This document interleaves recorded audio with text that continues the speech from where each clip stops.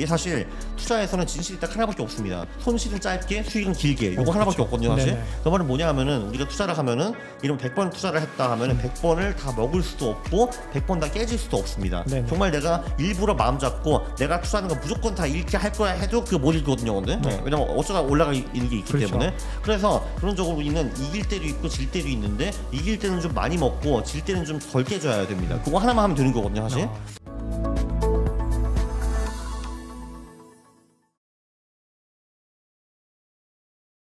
그러니까 이게 투자자들마다 다 상황이 다르기 때문에 맞아요. 네. 일괄적이 그렇게 적용할 수가 없는 것 같아요. 그래서 모두 다 제가 작가님 말씀하신 것 중에 굉장히 좀 와닿았던 것 중에 하나가 100명이 있으면 100명마다 다 투자 방법이 다르고 다 스타일이 다르다고 하는 게 그게 정말 맞는 것 같아요. 그러니까 이호 40억 하시는 요분 같은 경우는 왜 19년에 투자를 퀀트를 시작하셨을까? 왜냐하면 그분은 한 2012년 10년부터 딴 거였지만 계속 이거를 하고 있었거든요. 주식 투자라는 거를.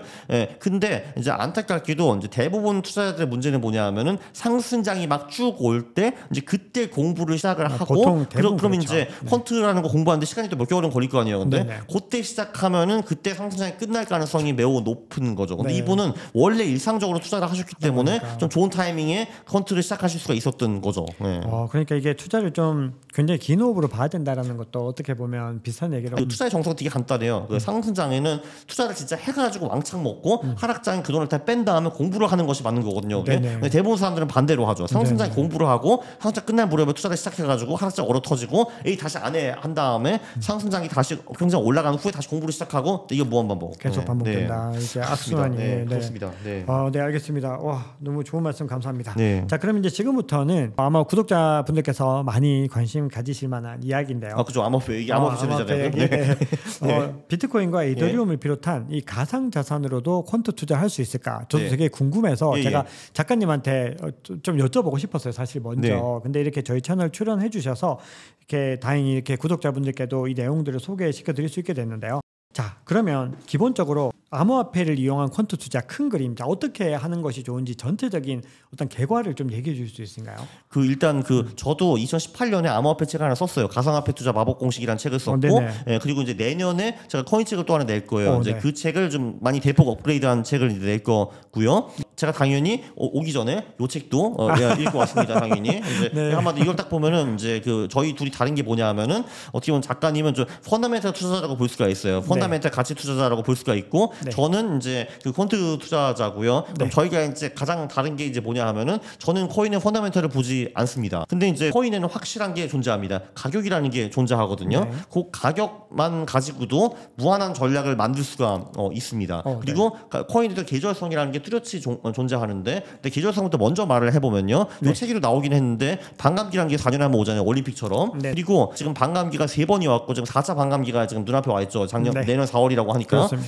보통 그 반감기 전부터 코인이 오르기 시작하고, 그리고 반감기 12에서 18개월 후에 고점을 찍습니다. 그리고 고점 찍기 전에 정말 어마무시하게 올라가고, 그리고 비트코인보다 이때는 알트코인이 훨씬 더 많이 올라가죠. 그래서 광기처럼 이제 올라간 다음에 정점을 찍고 여기서 80% 이상 떨어지는 것이 일반적입니다. 지금까지 세 번의 패턴은 동일했어요. 거의 동일했어요. 그죠?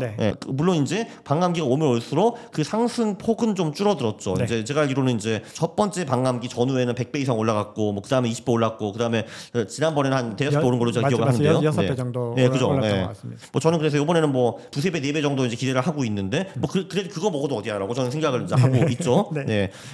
그래서 이제 그게 가장 강력한 이제 기절성 패턴인 것 같고요. 왜냐하면 이제 제가 생각을 해도 이제 모든 가격은 수요와 공급에 대해서 좌지우지가 되는데, 일단 공급이 줄어드는 거는 팩트이고요. 수요가 어떻게 될지는 전혀 가늠할 수가 없지만 일단 두 개 큰 개 중에서 한 개는 확실히 유리하게 변하는 게 맞잖아요. 그리고 그거 자체가 수요를 늘릴 수 있는 기반이 될 수가 있는 거죠. 그렇죠. 물론 이제 아닐 수도 있습니다. 근데 어쨌든 두 개 중에 한 개는 유리해진 거잖아요. 이게 내년 4월부터. 그래서 반감기 이론이 내년에도 저는 승산이 있다고 보고, 그래서 그래서 책을 쓰는 거죠. 그 네, 라이프 타임이 그래야지 책이 팔릴 거 아니야. 왜냐면 제가 18년에 책을 썼는데 팔렸겠습니까, 그 책이? 네, 그렇죠. 네, 그렇습니다. 네, 일단 그게 하나 있고. 네, 첫 번째, 계절성, 말씀 주셨습니다. 네, 계절성이 있고, 그리고 이제 두 번째, 그 코인은 추세가 굉장히 좀 강한 이제 자산이거든요. 네. 그 추세를 심플하게 따라하는 방법 이동 평균이 있습니다. 네, 그게 이제 그 책에서는 이 책에서는 21과 200일이 나왔는데 저는 이제 그 3, 5, 10, 20, 60, 120, 200 다 돌려봤거든요. 네. 근데 비트코인에는 과거에는 120일이 그나마 가장 좋은 편이었는데, 근데 말씀하신 20과 200도 상당히 괜찮았습니다. 네네. 자, 근데 그러면 우리는 120일 기준으로 투자를 할 것인가라고 문의를 하시면은 저는 그거는 아니다라고 생각합니다. 이게 120일이 과거에는 좋았는데 미래는 좋을 보장이 없거든요. 그렇죠. 그럼 이제 어떤 걸 할 수 있냐면 우리는 여러 개 이동 평균선을 볼 수 있습니다. 예를 들면은 5일이 단기 이동 평균선이고 20일이 그것도 뭐 단기 정도고 뭐 60일이 뭐 중기, 뭐 120일이 뭐 중중기, 200일이 뭐 장기 이렇게 되잖아요. 그럼 5개를 보고 그 5개 중에서 예를 들면은 그 가격이 3개 이동 평균선보다 위에 있다 하면 투자를 하고 그 아니다 하면은 투자를 이제 빼는 방법도 있고요. 네. 또는 5개 이동 평균선이 있는데 가격이 예를 들면은 4개를 넘어섰다 하면은 80% 투자를 하고 뭐 또는 이제 2개 넘어서 40% 투자를 하고 이런 식으로 비중을 조절하는 방법도 있습니다. 아, 이게 진짜 데이터에 딱 입각해서 하시는 방법이신 거네요. 그렇죠? 그러면 이제 요거는 어떤 뭐 특정한 프로그램을 돌려본 것보다는 요거는 엑셀로 했습니다. 네, 엑셀로 직접 환산을 하셔가지고 다 계산을 하셔서 그 추이들을 갖다 하나씩 다 확인을 하신 거라는 말씀이신 거예요. 네. 자, 그러면 이제 이동 평균선까지 말씀 주셨고 이제 또 다른 전략은 또 어떤 게 있어요? 다른 전략들은요. 최근 몇 년 동안에 코인 투자 논문들이 굉장히 많이 나왔습니다. 네. 그래서 이제 그 이 추세라는 건 두 가지로 활용할 수가 있어요. 이게 이제 이동 평균선보다 가격이 높다라는 거는 그게 상승장이다 하면 투자를 하고 이제 이동 평균선 가격이 떨어지면은 하락장이다가 투자를 중단하는 그 가장 방법이 있고요. 그거는 유식한 말로 절대 모멘텀이라고 합니다. 그러니까 절대적으로 지금 장이 상승장이 하락장이냐를 이동 평균선으로 구분하는 방법이 있고요. 그다음에 상대 모멘텀이라는 게 있는데 그러니까 한마디로 우리가 예를 들면 오로지 비트코인만 사고 판다 하면 그 방법을 쓰면 됩니다. 비트코인이 이동 평균선 위에 있으면 사고 아래에 있으면 팔고가 있는데 근데 세상에는 코인이 굉장히 많이 존재하잖아요. 근데 그러니까 상대 모멘텀이라는 거는 최근에 많이 오른 코인이 상대적으로 더 많이 오른다라는 이론입니다. 그러니까 이제 우리가 이제 비트코인을 언제 사고 팠냐 구분할 때는 그 이동 평균선으로 이제 평가를 할 수가 있는데 우리가 이제 비트코인, 이더리움 등등 뭐 한 50개 코인이 있는데 그 중에서 무엇을 살 것이냐 하면은 최근 1주, 2주, 4주 동안에 가장 많이 오른 놈이 그 후에도 더 계속 오른다라는 그런 논문들이 많이 나오고 있고요. 그러니까 일반 내가 50개 중에 10개를 고른다 하면은 그럼 줄을 세우겠죠. 야, 최근 1주, 2주, 4주 동안에 가장 많이 오른 그 10개 코인이 뭐야? 하면은 그럼 또 순위가 3개가 나오잖아요. 1주, 2주, 4주로. 그럼 그 평균 순위가 가장 높은 10개를 사는 게 방법이 될 수가 있겠죠. 저 갑자기 이제 작가님 말씀 듣다 진짜 궁금한 게 있어서 그러면 이제 퀀트 투자하시는 분들은 어떤 차트에 대한 부분들을 어떻게 보시나요? 아, 차트요? 네. 그러니까 이게 그 차트가 이제 문제가 뭐냐 하면은 그거를 백테스트하기가 굉장히 어렵다라는 겁니다. 이게 무슨 말이냐 하면은 그러니까 왜 예를 들면 차트에서는 그 예를 들면 뭐 이제 헤드 앤 숄더라는 패턴이 있잖아요. 그게 그러니까 그게 그 뭐라고 했냐? 그 어깨 머리 그 패턴이라는 게 있잖아요. 근데 자, 그게 나오면은 안 좋다라는 게 정석이거든요. 정석은 그렇죠. 그렇죠. 그게 정석인데 자, 그러면은 사실 우리가 해야 되는 거는 이 세상에 있는 그 모든 주식의 헤드 앤 숄더 패턴을 포착해 가지고 헤드 앤 숄더가 나오면 그 후 주식이 어떻게 움직이나를 분석을 해야 되거든요. 근데 헤드 앤 숄더가 제 생각에는 아마 뭐 한 몇십만 개는 나올 거거든요. 그리고 어디가 헤드 앤 숄더고 요거는 아닌가에 대한 이제 그거를 객관적으로 표현하기가 굉장히 어렵거든요.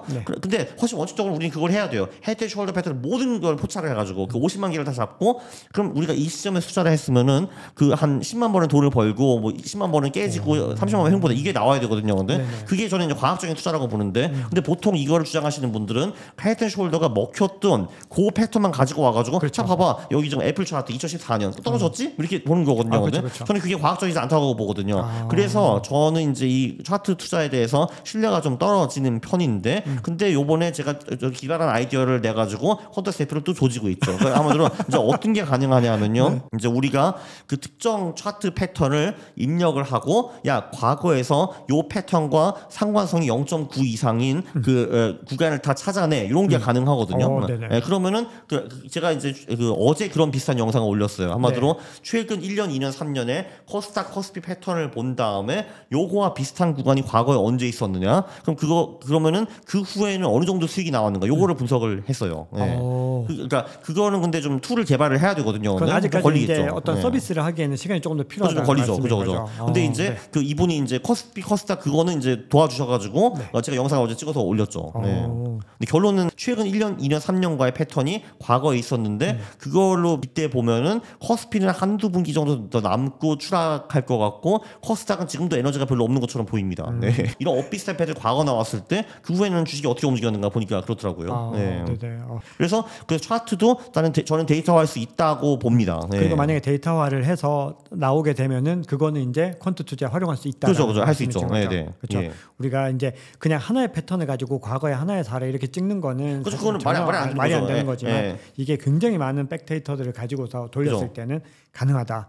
알겠습니다. 제가 또 알기로 작가님께서 여러 다양한 스타트업의 초기 투자자로 알고 있습니다. 사실 퀀터스 같은 경우도 투자에 참여하고 계시고 사업에 참여하고 계시고 근데 그 외에도 뭐 여러 회사들 뭐 저도 알고 있는 회사들도 있고 한데 이렇게 스타트업 투자를 하실 때 주로 어떤 부분을 보시고 이렇게 선택을 하시나요? 사실 거기는 퀀트적인 그 관점이 전혀 들어갈 수가 이제 없기 때문에 가장 중요한 거는 내가 얼마나 넣어야 되는가가 중요합니다. 저는 일단 스타트업에 들어가면은 당연히 다 날린다고 생각하거든요. 저는 이제 당연히 날린다고 생각을 하고 들어가는 거고 그렇기 때문에 1% 미만이어야 된다. 그게 일단 제일 중요하고요. 그 두 번째는 이제 그래도 당연히 들어가서 잘 되면 저는 최소한 100배 이상 먹고 나오려고 합니다. 근데 100배를 먹을 수 있다라는 건 제가 얼리 스테이지에 들어갈 수 있어야 된다라는 거거든요. 근데 얼리 스테이지에 들어간다는 거는 그 창업자가 저한테 주식을 빨리 이제 팔아야 된다라는 거잖아요. 근데 그렇게 하려면은 제가 그 기업에 뭔가 그 기여를 꽤 할 수 있어야 되는 그 시츄에이션이 와야 됩니다. 왜냐면 그렇지 않으면 왜 그 사람 미쳤다고 저한테 그 주식을 싸게 팔겠어요, 사실. 그러니까 그 사람도 그거 가지고 1000배 이상 벌 수가 있는 건데. 그래서 그거는 보통 뭔가 퀀트나 투자와 관련된 기업이 될 수밖에 없습니다. 왜냐면 낚시 스타트업에서 저한테 그 500만 원에 그 10%를 팔 리가 없잖아요. 제가 무슨 기여를 한다고 낚시 스타트업에서. 그러니까 그거는 자연스럽게 퀀트나 투자 스타트업이 될 수밖에 없고요. 그래야지 제가 유리한 조건으로 제 자산의 1% 미만으로 그 미닝풀한 지분을 사올 수가 있으니까요. 알겠습니다. 그렇게 될 수밖에 없는 것 같아요. 그럼 지금까지 투자하신 부분들은 그래도 좀 만족할 만한 어떤 발전들이나 성과들이 조금 보이시는 거죠. 뭐 일단 뭐 한 회사는 제가 이제 굉장히 싼 가격으로 들어가가지고 시리즈 C까지 갔으니까 물론 이제 현금화 되지 못했지만 그리고 뭐 퀀터스도 지금 뭐 돌아가는 거는 좀 잘 되고 있고 뭐 지금 벌써 흑자가 나고 있고 뭐 그러고 있으니까 뭐 만족하고 있고요. 그다음에 진짜 스몰한데 투자를 했는데 거기는 청산을 했는데 그 기업에서 이것저것 번 게 많아가지고 결론적으로는 이제 투자금보다는 많이 받아갔고요. 알겠습니다. 와, 정말 투자에 너무 다재다능하시다는 생각을 많이 하게 됩니다. 아니 그거는 그분들이 저한테 기회를 주신 거라고 봐야죠, 사실은. 근데 그 기회를 주신 데는 또 그만한 이유가 있는 거니까 또 그만큼 많은 기여를 해주실 거라고 생각을 하셨기 때문에. 자, 그러면 이제 또 새로운 주제로 또 얘기를 해보겠습니다. 자, 제가 작가님 채널 보면서 이 투자 시장에서 주로 발생하는 편향 심리 이게 너무 재미있게 설명을 해주셔가지고 좀 가장 대표적인 편향 심리를 뭐 한두 가지 정도 말씀해 주시면 너무 좋을 것 같아요. 투자는 많은 분들이 하시는데 거의 모든 사람이 돈을 잃잖아요. 근데 사실 투자가 되게 쉬운 거잖아요. 사실 근데 진짜 아주 심플하게 코인을 하시면 진짜 그 120일 이동평에서 위에 때만 사고 아래 때는 팔고 현금과 가면 되거든요. 무조건 돈 벌거든요. 사실 근데 왜 코인을 해가지고 99%가 돈을 잃냐 이제 이런 문제가 이제 생기는 거죠. 근데 그게 사실 우리 두뇌가 그 투자를 하면 무조건 말아먹게 그 설계가 되어 있거든요. 최적화가 되어 있어요. 아예 거의. 근데 그 한마디로 우리 두뇌가 이상하게 움직여서 그런 건데 몇 가지 예만 말씀드리면은 이게 사실 투자에서는 진실이 딱 하나밖에 없습니다. 손실은 짧게 수익은 길게 요거 하나밖에 없거든요. 사실 그 말은 뭐냐 하면은 우리가 투자를 하면은 이런 100번 투자를 했다 하면은 100번을 다 먹을 수도 없고 100번 다 깨질 수도 없습니다. 정말 내가 일부러 마음 잡고 내가 투자하는 거 무조건 다 잃게 할 거야 해도 그거 못 읽거든요. 근데 왜냐면 어쩌다 올라가 있는 게 있기 때문에 그래서 그런적으로 우리는 이길 때도 있고 질 때도 있는데 이길 때는 좀 많이 먹고 질 때는 좀 덜 깨줘야 됩니다. 그거 하나만 하면 되는 거거든요, 사실. 근데 대부분 사람들은 이게 그러니까 내가 산 코인이 떨어지면은 손절을 안 하고 보통 보유를 합니다. 아까우니까 본절을 찾아야 된다고. 내가 만난 100명 중에서 99명은 그랬어요, 사실. 그럼 이제 근데 떨어지는데 실제로 떨어지는 놈이 한 10번 중에서 7, 8번은 돌아옵니다. 본전에. 그러면은 휴 하고 팔아버려요. 근데 그럼 0% 수익이 나죠. 근데 그 마지막 두세 번이 문제예요. 그때는 영영 돌아오지 않았습니다. 애들이. 그러니까 한마디로 50층에서 얘가 40층, 30층, 20층, 10층 간 다음에 그 1층 밑으로 가는 경우도 있잖아요. 근데 그리고 영원히 안 돌아옵니다. 그럼 거기서 우리 돈은 다 날아가는 거죠. 네. 한마디로 10번 중에서 7, 8번은 운이 좋지만 이거는 한마디로 진짜 그냥 눈을 감고 그냥 그 마인필드 그러니까 지뢰밭을 돌아다니는 거예요. 그러면은 10개 중 7, 8개는 피하겠지. 하는데 이제 한번 뻥 날아가는 거죠. 근데 자, 그래서 대부분 투자자들은 손실을 길게 가져간다라고 보시면 되고요. 그렇죠. 자, 근데 그럼 예를 들면 내가 코인을 샀는데 이놈이 오르기 시작했어요. 내가 10층에 샀는데 13층까지 갔습니다. 그러면은 보통 사람들은 코인을 팝니다. 왜냐면 그 수익을 내가 확정을 짓고 싶거든요. 근데 그럼 얘가 당연히 어디까지 가냐? 400층까지 가겠지 또. 근데 그렇죠. 근데 나는 400층까지 간 놈을 40배를 못 먹고 30%밖에 못 먹는 거예요. 이런 사례가 더 비일비재하거든요. 그것도 인간의 심리 때문에 그런 거예요. 왜냐면은 얘가 10층에서 13층까지 갔다가 다시 9층으로 떨어지면 너무 빡치게 뻔하기 때문에 나 13층에서 이익을 확정 짓는 거거든요. 자, 그러면 여기는 우리는 이익을 작게 짧게 가져간 거죠. 자, 우리의 정석은 수익은 길게 손실은 짧게인데 우리가 하는 짓거리는 수익은 짧게 손실은 길게 입니다. 네, 그러니까 정석과 정확히 반대로 가는데 돈을 버는 게 이상한 거죠. 네. 그러네요. 그 두 개가 있고 세 번째는 뭐냐면 우리가 과잉 확신이라는 것이 있습니다. 과잉 확신이라는 거는 우리가 굉장히 잘난 사람이라고 착각을 하는 거고요. 저도 그 착각을 매일매일 합니다. 저도 자뻑을 하기 위해 사는 사람이거든요. 근데 내가 잘났다고 해가지고 그 맛에 사는 사람입니다. 그래서 저도 이제 그 과잉 확신 편향이 굉장히 강한 사람인데, 근데 그러면 어떤 일이 발생하느냐? 이게 옛날 원시 시대에 어떤 일이 있었냐면은 사냥꾼들이 이제 가가지고 고기를 잡아야 되잖아요. 근데 사냥을 잘하는 놈은 아무 문제가 없어요. 걔는 뭐 이제 고기도 많고 밥도 잘 먹고 여자들도 오고 막 그러는데, 이제 사냥 못하는 놈은 이제 오늘 또 허탕 치면은 이제 두 부류가 있어요. 첫 번째 부류는 난 정말 쓰레기구나. 난 죽어야지. 나 같은 놈이 살 가치가 없어. 그래서 우울증에 걸리는 사냥꾼이 있고, 두 번째 놈은 오늘 거의 잡았는데 내가 활 쏠 때 그때 해가 나를 가로막아가지고 못 치고 하면서 이런 이상한 그 변명 핑계를 대면서 그래 나 사냥 잘하는 놈이 나가자 하는 놈이 있거든요. 근데 당연히 후자가 살아남고 우울증으로 사냥꾼 다 굶어 죽었죠 당연히. 네. 그래서 우리는 당연히 다 그렇게 근자감이 뛰어난, 아마도 이제 우리보다 훨씬 더 뛰어나고 생각하는 사람들이거든요. 네. 근데 그러면은 우리가 코인을 엄청 잘한다고 생각하면은 분산 투자를 왜 하겠습니까? 코인이 안 하죠. 안 하잖아요. 그러면 이제 한두 개 코인을 몰빵하게 되는데, 근데 그 후에 떨어질 때 또 우리가 안 팔잖아요, 또. 근데. 네. 그래서 그 이제 전재산 몰빵을 했어요. 그러면 10번 했는데 한 서너 번은 어떻게 다시 돌아왔어. 역시 거봐 돌아왔잖아. 나 진짜 코인 졸라 잘하는 사람이야 하고 하잖아요. 근데 그 한 방에 전재산 다 날아가는 거죠. 다 날아가는 거죠. 예, 그래서 망하는 겁니다. 예. 네, 와, 네. 그 세계 편향이 있어요. 세계 편향. 네. 네. 너무 궁금해온, 나 궁금할 네. 수밖에 없는 심리 편향. 근데 다 이렇게 망해요. 거의 98%가 예외 없이. 네. 자, 그러면 이제 좀 우리가 이제 인터뷰가 막바지로 가고 있는데요. 예. 자, 이번에는 퀀트 투자의 장점들을 많이 얘기를 했으니까. 예. 이제 또 퀀트 투자가 무조건 좋은 것만 있지는 않을 텐데, 네네. 퀀트 투자를 하시면서 이 단점이라고 보시는 건 어떤 게 있으실까요? 단점 중에 제가 보기엔 가장 큰 거는 소프트웨어가 필요하거나 만들어야 된다. 그게 하나 있고요. 네. 그러니까 특히 개별주로 할 때는 어쩔 수가 없습니다. 그래서 추가 비용이 발생한다라는 게 일단 있는 것 같고요. 물론 소프트웨어를 직접 만드시면 되는데, 근데 본인이 코딩 스킬이 없으면은 불가능하죠. 사실은. 너무 어렵죠. 그렇죠. 그게 하나 있고, 두 번째는 지루하다라는 겁니다. 할 게 아무것도 없거든요. 이게 사실 장점이기도 한데, 그러니까 바쁜 사람은 장점인데 이제 투자에 액정이 넘치는 분들, 그러니까 매일매일 뭔가 해야 되는 분들한테는 지옥일 수도 있습니다. 이게. 그럴 수 있죠. 네. 그래서 제가 늘 이제 말하는 거는, 야, 재미없게 돈 벌래, 재미있게 돈 잃을래. 그거. 펀드 투자는 한마디로 재미없게 돈 버는 방법이고, 그러니까 왜 뭐 재밌게 매일매일 하시는 분들은 그 두뇌의 편향을 매일매일 적용을 받으시기 때문에 돈 잃을 가능성이 99% 넘거든요. 그렇죠. 그래서 그렇게 되면 할수록 그러니까 그거는 그 대신 재미는 있잖아요. 그러니까 재미있게 돈 잃는 거죠. 그러니까 선택을 해야 됩니다. 참고로 저는 투자자 100명이 있으면은 85명 이상은 재미있게 돈을 잃는 거를 선호한다고 확신합니다. 네. 돈 벌려 투자하는 사람 별로 없어요, 의외로. 그러게요. 뭔가 너무 열정이 많이 차 있는 그런 재밌잖아요. 맞아요. 그러니까 도박 심리 충족 이런 거. 조금 더 냉정한 투자라고 좀 보입니다. 퀀트가 이름에서도 뭔가 차가운 느낌이 좀 있잖아요. 퀀트 하면은 뭔가 그리고 할 게 아무것도 없어요. 그러니까. 근데 그러면은 만약에 지금 이제 영상을 보고 계신 우리 시청자분들께서 작가님의 그 퀀트 레시피를 좀 확인하는 곳은 어디서, 유튜브 채널에서 봐야 될까요? 아니면 뭐 좀 확인할 수 있는 공간이 있을까요? 그렇죠. 유튜브 채널에 좀 일주일에 5개 정도 이제 영상이 올라오고 있으니까, 그러니까 신기법 같은 거, 전략 같은 거 많으면 다 올라오고, 한 달에 한 번 기자 이제 공개하고 있고요.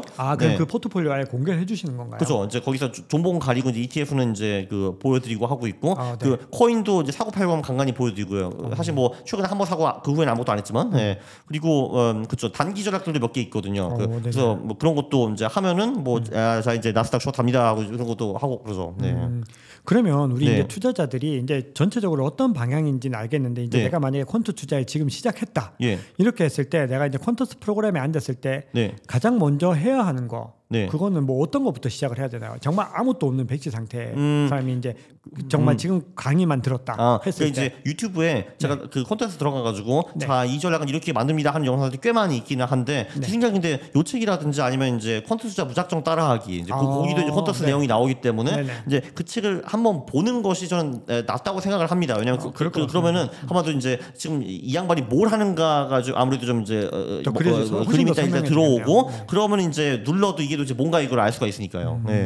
자 이제 그렇게 했을 때 또 궁금한 게 퀀터스 프로그램에서 이제 그거를 백테스트를 하고 돌려보고 투자 자체는 그러면은 그냥 거래소를 활용하는 건가요? 아니면 퀀터스 프로그램에서 투자까지 할 수 있는 건가요? 지금 그 자동 매매가 가능하죠. 그 자동 매매는 한국투자증권과 같이 하고 있는데 거기가 뭐 저희가 뭐 엄청 사랑해서 하는 건 아니고 거기가 지금 증권사 중에서 유일하게 멀쩡한 API를 보유하고 있습니다. 그래서 이제 그 왜냐면은 자동 매매를 하려면 API를 사용해야 되는데 그 코인은 API가 되게 잘 돼 있잖아요. 그러니까 원래 처음부터 그걸로 만들었고 근데 증권사는 그 매우 후지기 때문에 다스리거든요. 근데 이제 한국투자증권이 의외로 정말 놀랍게도 이제 멀쩡한 API를 만들어 왔습니다. 이게 다 공통적으로 비슷한 수준이 아니라 한국투자증권이 거기만 잘하고 있고 나머지는 다 그러면 이제 한국투자증권의 어떤 그 API를 통해서 자동 매매를 한다라는 말씀이신가요? 네, 그렇죠. 그래서 그 한국투자증권에 계좌가 있어야 되고 그리고 이제 그거를 콘서트에서 연동하면은 이제 그 자동 매매가 가능합니다.